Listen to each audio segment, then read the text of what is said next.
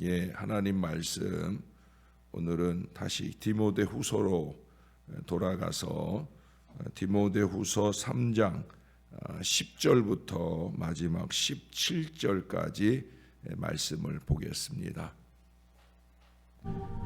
나의 교훈과 행실과 의향과 믿음과 오래 참음과 사랑과 인내와 박해를 받음과 고난과 또한 안디옥과 이고니온과 루스드라에서 당한 일과 어떠한 박해를 받은 것을 내가 과연 보고 알았거니와 주께서 이 모든 것 가운데서 나를 건지셨느니라. 무릇 그리스도 예수 안에서 경건하게 살고자 하는 자는 박해를 받으리라. 악한 사람들과 속이는 자들은 더욱 악하여져서 속이기도 하고 속기도 하나니, 그러나 너는 배우고 확신한 일에 거하라. 너는 내가 누구에게서 배운 것을 알며 또 어려서부터 성경을 알았나니 성경은 능히 너로 하여금 그리스도 예수 안에 있는 믿음으로 말미암아 구원에 이르는 지혜가 있게 하느니라. 모든 성경은 하나님의 감동으로 된 것으로 교훈과 책망과 바르게 함과 의로 교육하기에 유익하니, 이는 하나님의 사람으로 온전하게 하며 모든 선한 일을 행할 능력을 갖추게 하려 함이라. 아멘. 영국의 왕 조지 5세는 성경을 영국에 있어 가장 귀한 보배이고 세상에서 가장 귀중한 책이다 이렇게 말했고요. 링컨도 인류 창조 이래 하나님의 최대의 선물은 곧 그 말씀인 성경이다라고 말했어요. 이 세상에는 코란이라든지 불경이라든지 논어 등 그야말로 헤아릴 수 없는 많은 종교적 경전, 종교적 책들이 있지만은 우리 하나님의 말씀인 이 성경만이 가장 위대하고 소중하고 보배로운 선물입니다. 물론 타 종교의 사람들은 그건 너희들 말이지라고 말할 수 있겠지만은 어찌됐든지 간에 저와 여러분에게서는 이 세상의 어떤 책보다 가장 소중한 책은 우리 하나님의 말씀이에요. 우리가 요즘에 신앙서적도 많이 읽고 하지만 어떻든 제일 중요하게 열심내서 읽어야 될 책은 바로 이 하나님의 말씀이다라고 하는 거예요. 왜냐하면 이 성경은 인간의 모든 요구를 다 충족시켜 주기 때문에, 실제 성경은 생과 사의 문제를 해결해 줌으로써 생명의 가치와 영생을 보여주고 내세의 문제에 대해서 명확한 해답을 제시해 주고 있음에 틀림이 없어요. 그래서 소중하다는 거예요. 이 성경이 하나님의 말씀임을 성경 자체가 확인해 주고 있어요. 또 많은 우리의 신앙의 선조들이 이 성경이 정확무오한 하나님의 말씀인 것을 말해줍니다. 웨스트민스터 신앙 고백서 같은 곳에서도 확인할 수 있고요. 또 우리 장로교 신조 제1조에도 신구약 성경은 하나님의 말씀이니 신앙의 행위에 대하여 정확무오한 유일의 법칙이다라고 기록을 해주고 있어요. 이제 오늘 우리 본문에서 사도 바울은 이 하나님의 말씀인 성경에 대하여 어떻게 교훈하는지 15절부터 17절까지의 말씀을 중심으로 함께 상고해 보도록 하겠습니다. 첫 번째 꼽을 수 있는 얘기는 성경은 하나님의 감동으로 되었다는 거예요. 여기 16절에 보시면 모든 성경은 하나님의 감동으로 된 것으로 이렇게 말씀하죠.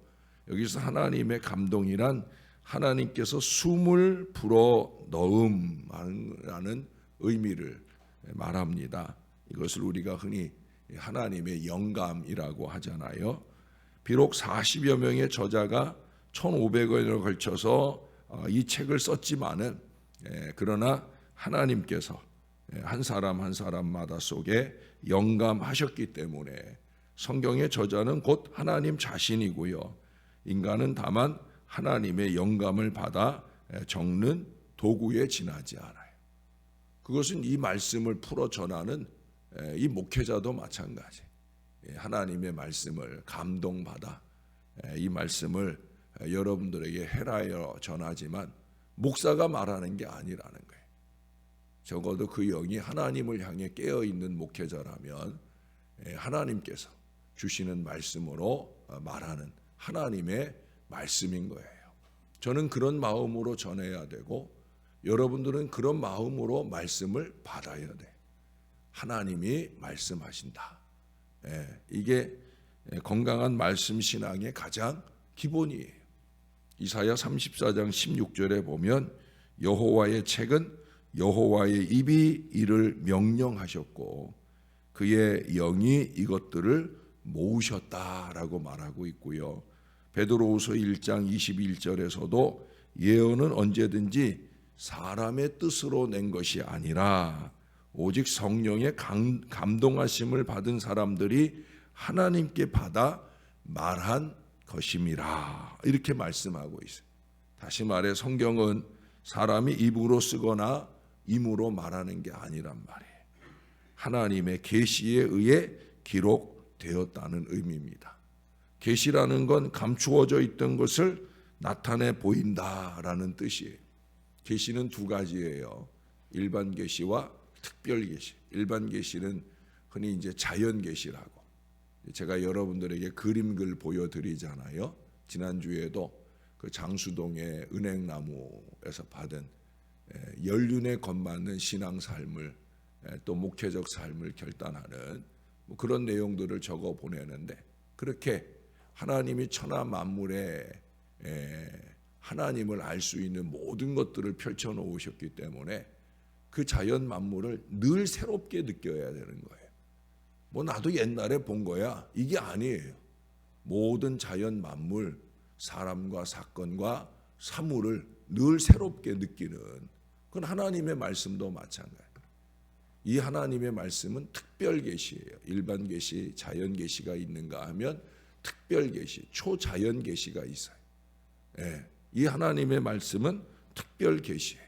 특별 계시인 이 성경은 하나님의 특별한 영감에 의한 것이며 교회사를 볼 때 하나님의 영감을 받은 이 66권의 성경이 교회를 이끌어 왔다고 할 수 있어요. 물론 천주교 공동번역 성경에는 외경이라는 것도 있고 또 그 이상 위경이라는 것도 있고 하지만 그 모든 것들을 추려서 바로 이 신구약 66권의 말씀이 정해지고 이 말씀의 권위 이것을 우리가 높이고 인정할 때 교회는 그 권위 있는 교회가 되었고요.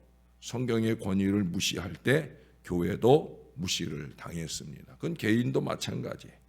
개인의 신앙도 하나님의 말씀을 무시하고 신앙이 바로 설 수 없어요.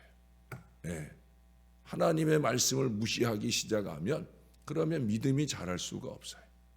여러분 성경의 말씀도 또 부족한 종을 통해 이 성경을 풀어 전하는 하나님의 말씀도 가감없이 우리가 믿음으로 받을 수 있어야 된다는 거예요. 그러므로 교회가 절대적이고 능력 있는 교회로 성장하기 위해서는 오직 이 하나님의 감동으로 된 성경 66권의 권위를 믿어야 됩니다. 창세기부터 요한계시록까지 성경의 모든 말씀을 어느 한 구절도 가감없이 우리 하나님께서 써주신 하나님께서 말씀하시는 하나님의 말씀으로 믿으시기를 주님의 이름으로 축원합니다. 두 번째, 성경은요 중요한 거죠. 우리를 구원으로 인도합니다. 이 세상의 삶은 유한하고 인간의 죽음은 필연적인 거예요. 성경에도 그러잖아요. 히브리서 9장 27절에 보면 한 번 죽는 것은 사람에게 정하신 것이요. 저도 여러분도 주님 오시기 전에 주님이 우리가 죽기 전에 오신다고 그러면 다행이지만 그렇지 않는다 그러면 우리도 어느 순간 이 땅의 생애를 마치게 될 거예요. 이 유한한 생이 두려워서 인간은 도무지 알 수 없는 이 죽음의 문제를 해결하기 위해 많이 고심했어요. 그래서 숱한 철인들과 사상가들이 평생 동안 이 죽음의 문제를 놓고 싸웠습니다. 그러나 그들 역시 그 죽음의 세계로 사라져 버렸습니다. 성인으로 추앙받는 석가도 이 죽음의 문제를 해결하겠다고 왕위도 저버리고 그토록 고행을 해봤지만 이 문제를 남긴 채 끝내는 생애 종지부를 찍을 수밖에 없었습니다. 그러나 성경은 생과 더불어 죽음의 세계에 대하여 명확한 답을 주고 있습니다. 이러한 점이 하나님께서 신 중의 신으로 추앙을 받고 그 하나님을 수식하는 중요한 단어 하나가 있죠. 전능하신. 우리가 쉽게 사용하고 또 잊어버리기도 하는데 우리 하나님이 신 중의 신 되시고 구원의 구주가 되시는 가장 절대적인 표현이 뭐냐면 전능하신이라고 하는 바로 그 표현이에요. 오직 예수 그리스도만이 죽음으로부터 다시 살아나셔서 사망을 이기시고 생명과 썩지 아니할 것을 드러내셨어요. 근데 그 주님이 다시 살아나심도 우리는 성경에 보면은 주님이 살아나셨다 하지 않고 전능하신 하나님이 다시 살리셨다 말씀하고 있어요. 물론 삼위일체 하나님이신 우리 예수님도 스스로 살아나시기도 하지만 이 구원에 관한 문제, 생명에 관한 문제, 그것은 전능하신 하나님이 해주시는 일이다. 어떻게? 우리가 오직 예수 그리스도를 믿음으로 영생 얻는 이 길을 우리에게 주신 줄로 믿습니다. 성경은 바로 이 놀라운 하나님의 구원의 계획을 밝혀주는 책이에요. 오늘 본문에 보시면 15절의 하반절에 사도 바울도 그러잖아요. 성경은 그리스도 예수 안에 있는 믿음으로 말미암아 구원에 이르는 지혜가 있게 한다.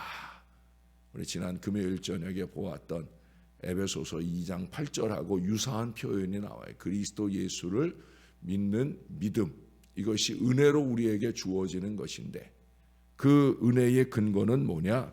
바로 예수 그리스도를 믿음으로 구원에 이르는 바로 이 지혜, 하나님의 말씀에 근거한다는 거예요. 다시 말해 성경은 우리를 구원으로 인도하는 책입니다. 그러므로 우리 성도들은 구원으로 인도하는 성경의 권위, 이 말씀의 권위를 철통같이 믿고 말씀 지키는 사람들이 되어야 돼. 그 말씀을 지킨다는 건 이 말씀대로 사는 것도 의미하고요. 어느 누구도 이 말씀에 대해 함부로 말하지 않도록 여러분들이 지켜내셔야 된다는 거예요. 마지막 세 번째로는 성경은 교육과 선행의 표준이 됩니다. 16절, 17절에서 이 부분을 많이 얘기하죠. 성경은 교육과 선행의 표준이 된다. 여기서 이 교육이라는 건 자아 완성을 말씀하겠죠. 자연으로 돌아가라는 명언을 남긴 사상가 루소는 교육의 목적은 기계를 만드는 것이 아니라 인간을 만드는 것이다 라고 말씀했어요. 이 세상에는 인간 교육을 위한 수많은 책들이 있습니다. 그러나 이 성경만큼 인간 교육을 위한 위대한 책은 없어요. 왜냐하면 성경은 진리가 샘솟는 책으로 먼저 우리 자신을 교육시켜 그리스도인으로 완성해 주고요. 더 나아가 다른 사람들에게 이 성경의 교훈을 실천하게 해주는 지혜를 주기 때문이에요. 그 에베소서 2장 8절에 구원의 선물을 우리에게 주셨다 하고 그 뒤에 말씀에 보면 어떤 얘기를 해요? 선을 행하기에 열심내는 저와 여러분들을. 결국은 하나님의 말씀으로 감동받고 구원받은 사람은 그 삶 속에 어떤 모습이 나타난다고요? 다른 사람들을 해롭게 하는 사람이 아니라 이롭게 하는 사람. 그것이 말이나 행동 속에서 나타나서 그 사람의 말과 행동으로 사람이 도움을 얻고 또 행복을 얻게 하는 그런 역할을 해야 된다는 거예요. 그래서 여기 사도 바울은 성경은 교훈과 책망과 바르게 함과 의로 교육하기에 유익하다. 그러므로 성경을 배우고 그것을 삶에 적용하는 그리스도인은 경건함 가운데 성장할 것이고 그 성장은 이 세상에서 훌륭한 인격으로 따뜻한 사랑으로 아름답게 나타나야 될 줄로 믿습니다. 성경은 많이 아는 게 중요한 게 아니에요. 한 구절을 알더라도 그 말씀을 살아내기 위해 얼마나 영부림치며 사느냐 하는 게 중요한 거예요. 사랑하는 여러분, 좀 이 하나님의 말씀이 우리의 삶과 익숙해지도록 저와 여러분이 더 노력하며 살아야 할 것입니다. 성경은 우리에게 삶의 유익과 구원을 주는 하나님의 감동으로 된 정확무오한 하나님의 말씀입니다. 주님께서도 그랬잖아요. 천지가 없어지기 전에는 율법의 1.1익이라도 반드시 없어지지 아니하고 다 이루리라. 토요일만 되면은 저에게는 커다란 숙제가 있어요. 그 숙제가 뭐냐면요, 제가 이 하나님의 말씀을 전하기 위해 석 달에 한 번씩 기도원도 들어가고 또 주중에도 늘 하나님의 말씀에 집중하면서 말씀의 감동을 끊임없이 받거든요. 이 월요일에 제가 안식하지만 안식과 함께 저에게 중요한 오전에 첫 과제가 있어요. 이게 뭐냐면 이번 주일에 전할 설교 말씀을 한번, 이미 준비되어 있는 설교 말씀을 한번 읽는 거예요. 월요일엔 그냥 읽어요. 그런데 토요일에는 그 가운데서 정리를 해야 되거든요. 왜냐하면 하나님이 감동하실 때는 많이 적어요. 그냥 감동하는 대로 다 적어요. 근데 토요일에 이제 그 가운데서 정리를 좀 해야 돼요. 감동하신 대로 다 전하면 다음 주일 설교도 그래요. 다음 주일엔 세례식도 있고 성찬식도 있고 성례식이 길게 진행되는데, 근데 설교 말씀은 다른 때보다 더 많이 쏟아주셔가지고, 그래가지고 제가 어제 저녁 때 어제도 일이 있어서 나갔다가 저녁 늦은 시간에 왔지만 또 어제 저녁에도 한 번 더 말씀을, 이 새벽 말씀도 한 번 더 읽고 또 주일 말씀도 읽으면서 큰 고민에 빠졌어요. 이걸 어떻게 절반으로 줄여서 말할까? 쉽지 않은 작업들이 토요일마다 저에게 있어요.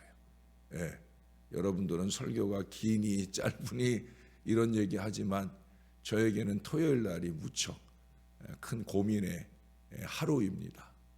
그렇게 정제되어서 전해드리는 말씀이 여러분들에게 유익된 말씀이 되기를 소원합니다. 1.1익이라도 없어지지 아니할 말씀, 다 이루어질 말씀, 그 가운데서 정련하고 엑기스, 순금으로 여러분들에게 말하기를 소원하는 이 부족한 종의 간절한 마음을 헤아려 주셔서 말씀을 받으실 때마다 확고부동한 구원의 은혜 안에 거하여 사시고 하나님의 말씀과 기도로 날마다 거룩해지는 저와 여러분들의 영혼이 되기를 우리의 구주 예수님의 이름으로 간절히 축원합니다. 기도하겠습니다. 좋으신 하나님, 오늘도 말씀 주셔서 감사합니다. 너무도 부족하고 어리석은 종을 말씀의 사자로 세워주시고 주의 말씀을 펼칠 때마다 이 말씀을 통해 끊임없는 깨달음을 더하여 주시니 감사합니다. 또 때로는 누군가의 감동받은 말씀으로 종에게 더해 주셔서 그 말씀을 전할 기회도 더하여 주시니 감사를 드립니다. 하나님, 살아있고 운동력 있는 주의 말씀을 전할 때마다 부족한 종의 마음속에서 용솟음치는 이 하나님의 말씀을 주의 백성들의 가슴을 울리고 신앙적 변화의 역사를 이루는 뜨거운 말씀으로 만들어 주시옵소서. 종이 주의 말씀 준비할 때마다 성령으로 뜨겁게 감동하시고 이 말씀을 강단에서 전할 때마다 이 강단을 부여잡고 기도하는 주의 백성들의 기도로 통하여 능력의 말씀이 교통되게 도와 주옵소서. 말씀을 받은 주의 성도들이 절대로 하나님의 말씀을 한 구절이라도 무시하는 사람들 없게 하시고 말씀의 권위를 인정하고 1.1익이라도 땅에 떨어지지 아니하고 내 삶을 통해 결실하기를 원하는 그 간절한 노력들이 삶의 자리에서 풍성하게 나타나도록 성령으로 채워 주시옵소서. 또 한 주간 시작합니다. 하나님 의지하고 시작하려 합니다. 내일도 중요한 일이 있고 주말에도 중요한 행사들이 있는데 이 모든 일들을 주님이 섭리하여 주시옵소서. 부족한 종의 성대도 속히 회복되게 하셔서 전하여야 할 하나님의 말씀, 기도해 드려야 할 하나님께 대한 간절한 기도, 소홀함이 없이 온전하게 쏟아낼 수 있도록 주님께서 속히 만져 주시옵소서. 이 가운데 있는 주의 자녀들 가운데 또 여기에 있지 않지만 우리가 한 제단을 섬기는 모든 주의 백성들 한 사람 한 사람, 특별하게 육신의 어려움으로 신음하는 이들을 꼭 붙들어 주시고 능력 있는 치유와 회복과 건강한 영육간의 삶이 되도록 축복해 주시옵소서. 우리 하나님 감사합니다. 예수님 이름으로 기도합니다. 아멘.